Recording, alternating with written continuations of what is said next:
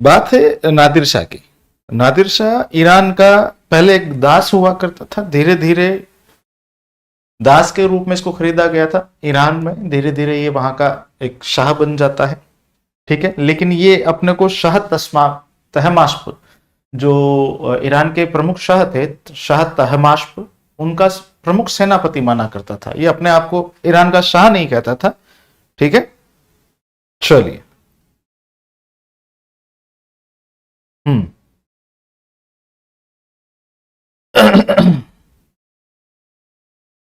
फिर देखते हैं अपन हुआ क्या कि ईरान के इस शाह ने आगे बढ़ने के तहत मध्य एशिया के कई स्थानों पर कब्जा करना प्रारंभ कर दिया।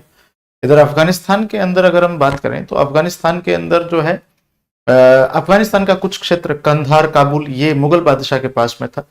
इसने मुगल बादशाह उस समय मोहम्मद शाह रंगीला था, इससे बात की कि साहब यहां से जो विरोधी भाग रहे हैं उन्हें तुम काबुल और कंधार में शरण मत देना। इसने कहा ठीक है, कोई बात नहीं। ये कहने के लिए इसने अपने कुछ दूत भेजे थे मोहम्मद शाह रंगीला के पास में। ठीक है साहब, इसके दूत वापस नहीं आए, नादिर शाह के दूत वापस नहीं आए। उसने कहा कोई बात नहीं, रुक गए होंगे कुछ दिन। लेकिन इसके द्वारा भगाए गए जो इसके विरोधी थे वो काबुल में और इधर कांधार में जाकर के शरण ले लेते हैं, वहां पर इनको शरण दे दी जाती है। नादिर शाह ने कहा यार मैंने बोला तो था इसको मत देना, फिर भी उसने कहा ठीक है कोई बात नहीं। लेकिन जब उसने अपने जो भेजे गए 5-10 दूत थे उनके बारे में पूछा कि यार वो क्यों नहीं आए अभी तक, वो कोई संदेश लेकर के नहीं आए, तब पता चला कि साहब मुगल सैनिकों ने जलालाबाद में उनकी हत्या कर दी। इस बात से बड़ा नाराज हुआ नादिर शाह कि मेरे आदमी को कैसे मार दिया। भाई एक राजदूत है, मैसेंजर है, उसको तो नहीं मारा जा सकता है ना। एक तरह का पॉलिटिकल असाइलम होता है उसका, कि आप एक प्रोटोकॉल होता है कि आप किसी को, राजदूत जो होता है उसकी हत्या नहीं की जाती, उसको मारा नहीं जाता, वो एक सिर्फ संदेश वाहक है। लेकिन यहां पर कुछ मुगल सैनिकों ने वापस जाते हुए नादिर शाह के दूतों को मार दिया था। बस यहीं से उल्टे दिन शुरू हो गए थे मोहम्मद शाह रंगीला के। अब जो है ये आक्रमण करने के लिए तैयार हो गया। हालांकि इसकी खुद की भी इच्छा थी भारत पर आक्रमण करने की, क्योंकि उसको पता था कि भारत में बहुत सारा धन है। ठीक है, हालांकि ईरान पहले से ही बहुत पैसे वाले थे, लेकिन फिर भी इसने भारत पर आक्रमण करने की सोच ली। आगे बात समझ में, ये भारत पर आक्रमण करने आता है और हरियाणा के करनाल नामक जगह पर मोहम्मद शाह रंगीला भी लगभग 1 लाख की सेना भेजता है। ठीक है, निजामुल मुल्क शहादत खां, जो कि अवध का संस्थापक माना जाता है, शहादत खां है ना, उनको और अली कुली बेग को, 3-4 लोगों को साथ में भेजा। ठीक है, कमरुद्दीन खां, खाने दौरानी, ये 4-5 बड़े बड़े सेनापति थे, इनको भेजा। ठीक है, यह युद्ध हुआ, 3 घंटे चला, करनाल का युद्ध 3 घंटे चला और 3 घंटे के अंदर नादिर शाह ने रौंद के रख दिया मुगल सेना को। खाने दौरानी जो प्रमुख मीर बख्शी हुआ करता था सेनापति, उसको मार दिया, मार के लटका दिया वहीं पे युद्ध मैदान में। यह देख करके सादत खां जो था अवध का नवाब, वो डर गया। ठीक है, इधर कमरुद्दीन खां वगैरह ये जो थे ये भागने लगे। ठीक है, अच्छा उस समय जो कमरुद्दीन था उसने एक समझौता किया, किससे? नादिर शाह से, कि आप चिंता मत कीजिए साहब, आपको 50 लाख रुपए हम इसके एवज में हम दे देते हैं। 30 लाख रुपए अभी ले लो और 20 लाख रुपए अभी ले लो, 30 लाख रुपए की 3 किस्तें हम, आप ईरान नहीं पहुंचोगे उससे पहले आपको हम पहुंचा देंगे। इस बात के लिए नादिर शाह मान भी गया था कि ठीक है साहब कोई बात नहीं। तो इस समझौते से खुश होकर के नादिर शाह ने कमरुद्दीन जो खां था उसको एक उपाधि दी थी। ठीक है, उसका सम्मान किया। उसका सम्मान करने से, अच्छा जब यह सम्मान हुआ तो उधर जब खबर पहुंची मोहम्मद शाह रंगीला के पास में, मोहम्मद शाह रंगीला ने कहा शाबाश, बहुत बढ़िया काम किया तुमने, पैसा तो भेज देंगे अपन, लेकिन तुमने उसको अपने गेट से वापस कर लिया, अच्छी बात है। तो इधर तारीफें हो रही थी कमरुद्दीन की, लेकिन सादत खां के अंदर जलन थी कि यार मुझे ये आदमी पसंद नहीं है। इधर मेन जो ये कमरुद्दीन के अलावा जो मेन ये जो समझौता करवाने वाला व्यक्ति था निजामुल मुल्क, उस निजामुल मुल्क के और सादत खां के कतई नहीं बनती थी, एक दूसरे को देखना तक नहीं चाहते थे। सादत खां आपसी जलन के कारण नादिर शाह से एक दिन रात को, जब ये अगले दिन वापस जा रहा था, एक दिन रात को उसके शामियाने में जाता है, टेंट में जाता है और उसको कहता है कि तू बावड़ा आदमी है। नादिर शाह ने कहा जवान को लगाम दे, अभी यही कि यही जवान खींच लूंगा तेरी। नहीं साहब, आप सिर्फ 20 लाख रुपए यहां से लेके जा रहे हो। उनके लिए 20 लाख रुपए बहुत ज्यादा होता है, 50 लाख की बात हुई है। 20 लाख तो अभी हाथों हाथ इन्होंने दे ही दिए, ये पड़े 20 लाख रुपए।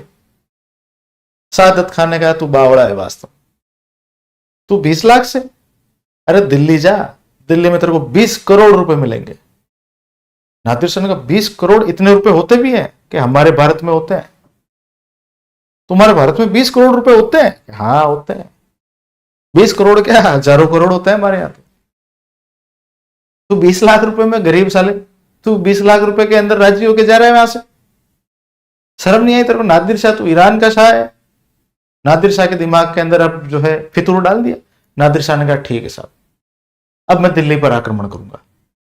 दिल्ली पर आक्रमण यहीं से किया। सादत खां की जो जलन थी वो नादिर शाह के दिल्ली पर आक्रमण का कारण बनी। सादत खां जाता है, अब करनाल का युद्ध जीत जाता है सादत खां, ठीक है। करनाल का युद्ध में सॉरी नादिर शाह जीत जाता है। नादिर शाह ने, अब मैं रंगीला ही लिखूंगा, पूरा नहीं लिखूंगा ना। रंगीला की सेना को हराया,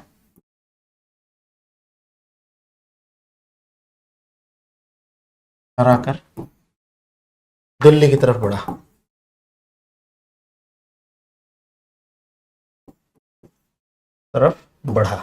अब जो है ये बात पहुंची मोहम्मद शाह के पास में, रंगीला के पास में, कि भाई साहब, बड़े वाले भाई साहब आ रहे हैं, जाने के बजाय अब वापस दिल्ली की तरफ बढ़ रहे हैं बड़ी सेना लेकर के। मोहम्मद शाह रंगीला को कुछ नहीं सूझता, क्या करूं मैं, भागो। मोहम्मद शाह रंगीला भाग जाता है। मोहम्मद शाह रंगीला दिल्ली छोड़ के भाग जाता है। पीछे से दिल्ली साफ है पूरी, कोई संभालने वाला नहीं है। नादिर शाह बड़े शान के साथ दिल्ली में प्रवेश करता है और शुरुआत के 7 दिन बहुत ढंग से क्या करता है, दिल्ली को लूटता है ना। मतलब पहले ऐसा नहीं कि आम जनता को परेशान नहीं करता था, जो मोहम्मद शाह रंगीला का जो खजाना था उसके ऊपर डाका डालता है, उनको वहां पर अच्छा उस पर कब्जा कर लेता है। जाते ही पहले अपने नाम का खुतबा पढ़वा लेता है, अपने नाम के सिक्के डलवाने का आदेश दे देता है। नादिर शाह के नाम के सिक्के डले हैं हमारे यहाँ पे। 2 महीने 56 दिन रहा है भारत में, 56-57 दिन रहा है। 57वें दिन 57th डे वो वापस गया था यहां से। और कैसे गया था बताता हूं। जब वो शुरुआत में आया, आते पहले उसने पहली बार देखा कि साहब दिल्ली का बादशाह तो छोड़ के भाग गया, डर के अपने पूरे परिवार को लेके भाग गया। कोई नहीं है, कोई धनी धोरी नहीं है दिल्ली का, बढ़िया ढंग से इनके खजाने लूटो। आम आदमी को लूटने के लिए नहीं कहा था नादिर शाह ने। पहले तो जो सरकारी खजाना जो था, यानी राजा का जो खजाना, राज्य का जो खजाना था, उनको लूटने के लिए, उसमें बहुत अरबों रुपए पड़े थे, तो इनको लूटो बढ़िया से। अब हुआ क्या, 3-4 दिन बाद के अंदर एक ये अफवाह फैली दिल्ली के अंदर कि साहब मोहम्मद शाह रंगीला, मुगल बादशाह, एक बहुत बड़ी सेना लेकर के दिल्ली को बचाने के लिए और नादिर शाह को मारने के लिए आ रहा है। दिल्ली की जनता बावड़ी, ठीक है, दिल्ली की जनता के अंदर जोश आ गया कि अरे अब तो अपना राजा आ रहा है, अपना तो राजा आ रहा है ना। वो कहते हैं ना चाचा विधायक है हमारे और रोड पे चलते हैं, है ना, क्या मेरे जीजा जी की होटल है, वो वाला सीन हो गया दिल्ली वालों के साथ में। दिल्ली वाले जो है रास्ते में जो नादिर शाह के 5-7 सैनिक आ रहे थे, 5-7 सैनिकों को धक्का दे देते। नादिर शाह के सैनिक, अगर तुम बावड़े आदमी हो अभी यही खत्म हो जाओगे, तो तुम्हें पता नहीं हमारा राजा आ रहा है, अब तुम यहां से जिंदा नहीं जा सकते। दिल्ली की जनता ने उन 5-7 सैनिकों को घेर लिया और मार दिया। नादिर शाह के 5 या 7 सैनिकों को मार दिया गया। यह बात पहुंची नादिर शाह के पास में। नादिर शाह खून, आंखों में से खून निकल गया उस आदमी के, आग बबूला हो गया, गुस्से से लाल, और उसने अपनी सेना को आदेश दे दिया कि दिल्ली में जहां पर भी आपको आदमी कोई भी दिखे, काट दो, उसके 2 टुकड़े कर दो। और जो भयंकर कत्लेआम मचाया नादिर शाह ने, 3 से 4 दिन के अंदर 20,000 लोगों को मार दिया था। पूरी दिल्ली की सड़कें कटी हुई लाशों से भर गई थी, पूरी सड़कें लाल हो गई थी दिल्ली की। और ये कत्लेआम जारी रख रहा था। कहते हैं कि मोहम्मद शाह रंगीला ने एक दूत भेजा और अपनी पगड़ी भेजी साथ में। मुगल बादशाह ने अपनी पगड़ी भेजी थी उसके साथ में, और जाकर के नादिर शाह के कदमों में रखी थी कि आपकी, मेरी पगड़ी आपके कदमों में है, ये कत्लेआम बंद कर दो। आपको लूटना है जितना लूट लो, कत्लेआम बंद कर दो। नादिर शाह ने आदेश दिया कि ठीक है अब कोई किसी को मारेगा नहीं, लेकिन ये जो आम लोग हैं यहाँ पे, आम जनता है, इनको भी मत छोड़ो, इनके भी घर लूटो। अब जो उनकी सेना है वो उनके दिल्ली के घर, सेठ, व्यापारी, गरीब, अमीर, किसी को नहीं देख रहे हैं। सबके घर में जा जाके जो भी इनके सोना चांदी हाथ में आ रहा है, 350 करोड़ उस समय का, 350 करोड़, लगभग 350 करोड़ के आसपास में धन संपदा यहां से लूट के ले गया था नादिर शाह। 56 दिन तक ढंग से उसने बहुत तसल्ली से दिल्ली को लूटा।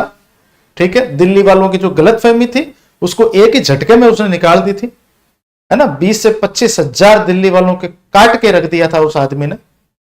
ठीक है, और 57वें दिन वो वहां से वापस गया, और वापस जाते टाइम मोहम्मद शाह रंगीला को एक मैसेज देके गया, अब आजा भाई और वापस दिल्ली पे आके बैठ जा।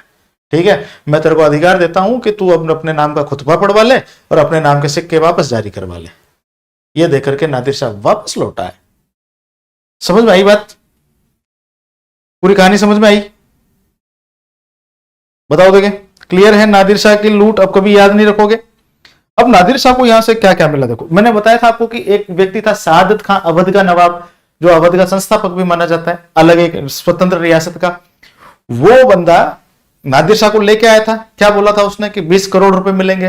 तो नादिर शाह ने अब ये गेम खेला कि 20 करोड़ रुपए तू अकेले देगा, ये धन तो दूसरा है। ये 20 करोड़ की जो बात कही थी ये तू देगा। सादित खान साहब मैं कहां से दूंगा, मैं तो कहा था दिल्ली जाओ आपको 20 करोड़ रुपए मिलेंगे। हाँ तो मेरे को यहां से तो बहुत ज्यादा मिले, अब 20 करोड़ रुपए तू अकेले देगा, ये तो अलग है, ये 20 करोड़ रुपए तेरे हैं। सादत खां भाई साहब, रात को नींद नहीं आया सादत खां को।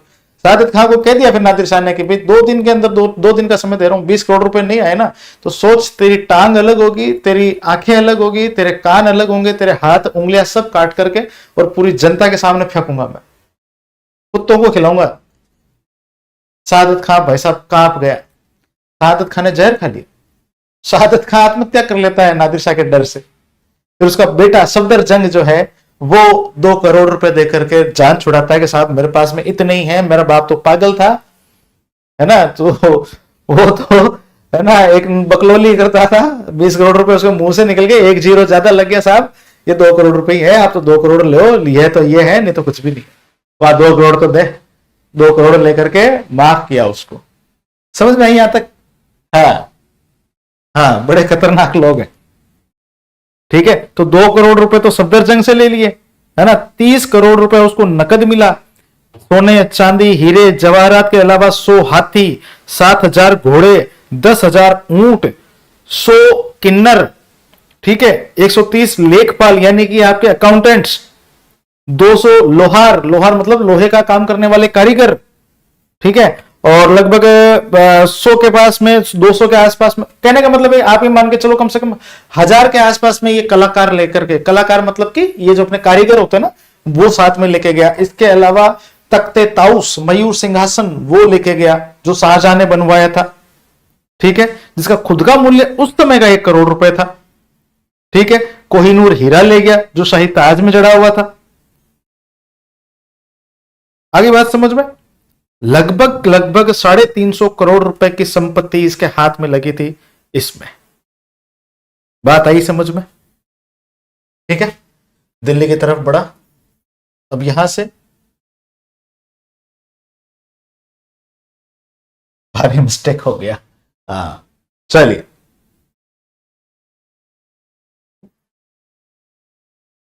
नादिर शाह ने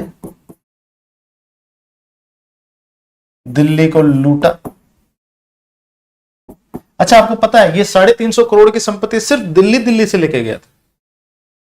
इसने और दूसरी जगह पर आक्रमण नहीं किए थे, जैसे कोई राजस्थान में आ जाए, मालवा में आ जाए, गुजरात में आ जाए ना, सिर्फ दिल्ली दिल्ली से लूट के ले गया था।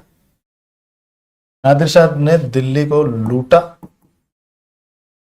वह कत्लेआम करवाया। ये पहले कत्लेआम नहीं करवा रहा था, दिल्ली की जनता ने आगे चल करके अपने कत्लेआम को आमंत्रित किया था, इस कत्लेआम करवाया।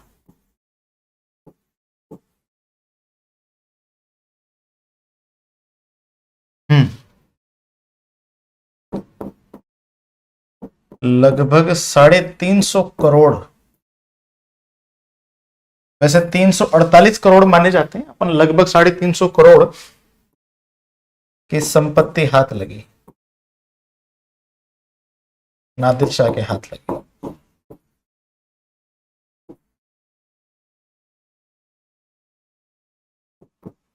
हाथ लगी, ठीक है। हाँ, लगभग 350 करोड़ की संपत्ति नादिर शाह के हाथ लगी। अब आप सोचो, हमारे सांसद लोग ये इतिहास क्यों नहीं पढ़ते? जब संसद के अंदर बैठ करके राणा सांगा को वो कहते हैं कि साहब राणा सांगा ने बाबर को बुलाया था, अरे तुम्हारे बाप या नादिर शाह को बुलाया सादत खान ने। तुम सादत खान का नाम कभी लेते हो मुंह पे? एक जलन के मारे उसने दिल्ली के कम से कम 25,000 लोगों को कटवा दिया था। कभी नहीं सुनते इस बात को, कभी इसने इतिहास, हमने तो इतिहास पढ़ा, ये इतिहास में नहीं है क्या? बताइए आप, मतलब दोगलापन देखिए इन राजनेताओं का कि राणा सांगा पर आक्षेप लगाते हैं, सादत खां का नाम तक नहीं लेते हैं, अवध के नवाब का, जिसने नादिर शाह को, जो तो नादिर शाह करनाल से वापस जा रहा था, बेचारा 20 लाख रुपए 50 लाख रुपए में मान गया था, 20 लाख कैश देके बावड़ा हो गया था, वो तो वापस जा रहा था।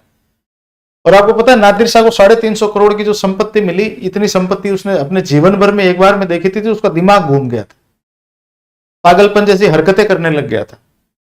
आने वाले 5-7 साल तक वो पागल ही रहा था, और लास्ट के अंदर उसी के लोगों ने उसको मार दिया था नादिर शाह को, यार ये तो पागल हो गया है। इतना धन हाथ में लग गया था कि वो तो पागल हो गया, बावड़ा हो गया था, वो दिमागी कनेक्शन हिल गया था उसका। समझ में आई? ठीक है। कोहिनूर हीरा,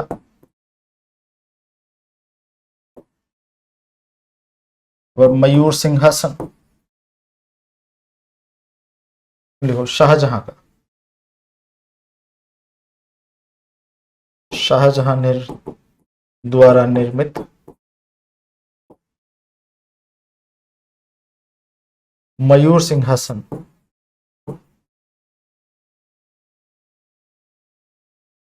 मयूर सिंहासन, इसको कहते हैं तख्त ए ताउस।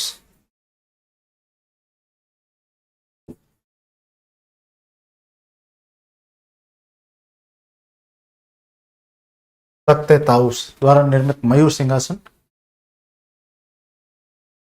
लूट कर ले गया।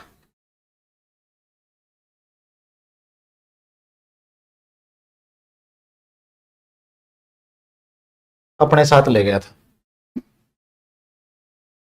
ठीक है।